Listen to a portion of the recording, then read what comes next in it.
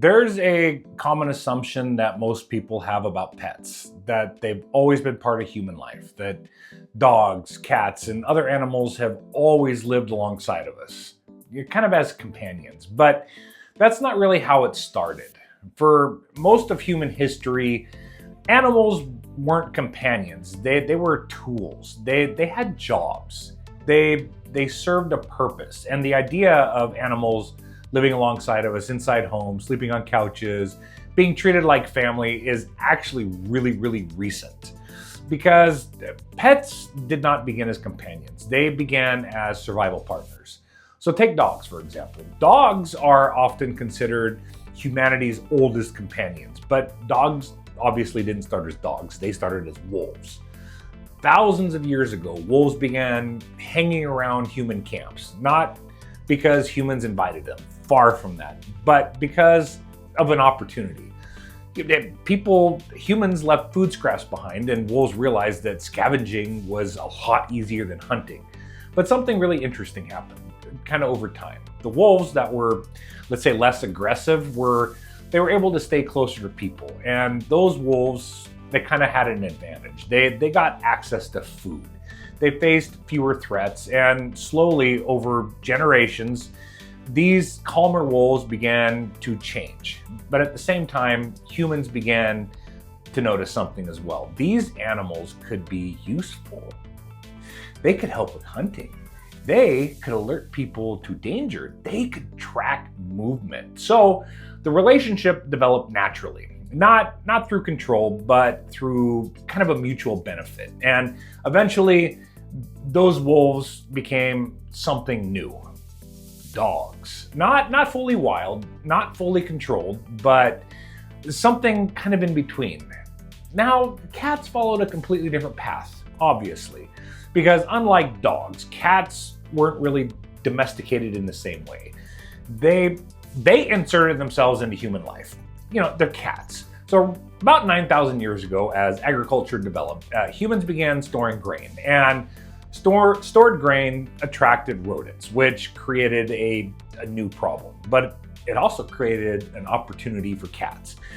Wild cats began showing up around human settlements because those settlements were full of prey. And instead of chasing them away, the humans, they allowed them to stay because the cats were solving their major problem. They were controlling the pests that could destroy food supplies and cause illnesses. But unlike dogs, cats, they didn't need to be trained. They didn't need to be directed. They simply followed their instincts. Over time, cats and humans formed a relationship. But it was different. It was less controlled. It was more independent on the cat's part, of course, which is why today cats still behave like they're choosing to be there. As human societies became more complex, the role of animals began to shift. In ancient Egypt, cats, they weren't only useful, they were kind of sacred. They were associated with the goddess Bastet. She was a symbol of protection, home, and fertility. And because of that connection, cats were treated with kind of an extraordinary level of respect. Harming a cat, even if you did it on accident, it could result in severe punishment, even death. And families would mourn their cats when they died. Some shaved their eyebrows as a sign of grief, and there were so many cats mummified, like millions of cat mummies have been discovered. But it just shows how important these animals actually were to the ancient Egyptians. But in ancient Rome, pets took on a different role. They became more personal. Dogs were common. Everybody had dogs. Some were used for guarding or hunting, but others were kept purely as companions. Like small lap dogs became popular among wealthy households, like they still are today. But Romans didn't stop there. Some people kept birds, others kept monkeys, and some kept, animals brought back from distant parts of the empire. Crocodiles, lions, and tigers and bears. Oh my!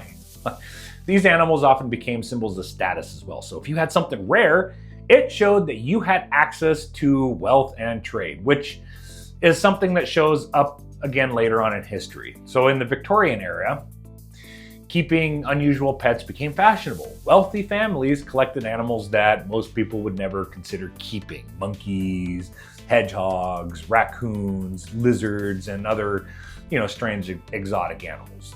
These weren't always practical choices. They were statements. They were kind of a way of showing, I am so awesome. A way of showing access to things that normal people couldn't have. A way of standing out. And sometimes these animals were treated as companions, but other times they were more like, living curiosities.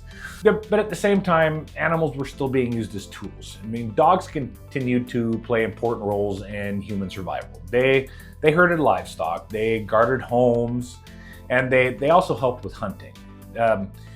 They pulled sleds in harsh environments, like the dog sled teams, and in some cases they were even used in war. Cats also continued working. They controlled the rodent populations in farms, cities, and ships, especially on ships. The rats on the ships, they would damage supplies, spread disease, and create serious problems during long voyages, like chewing ropes.